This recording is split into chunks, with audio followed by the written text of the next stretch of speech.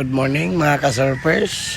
Yan nga pala yung mga estudyante ko na mga taga-Germany, si Josie, si Flora, at si Dana. So ngayon, tinuturo ni Coach Bulaw kung paano talaga yung proper na pagtayo sa board para maging maayos yung resulta ng pagtuturo namin ng surfing. So kailangan talaga ayos pag basic para iwas disgrasya na rin mga ka-surfers. Yun.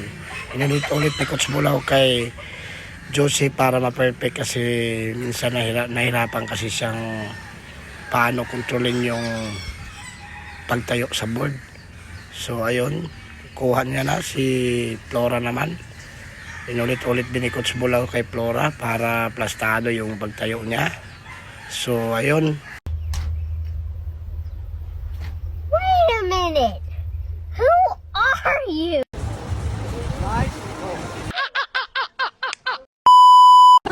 Ayun.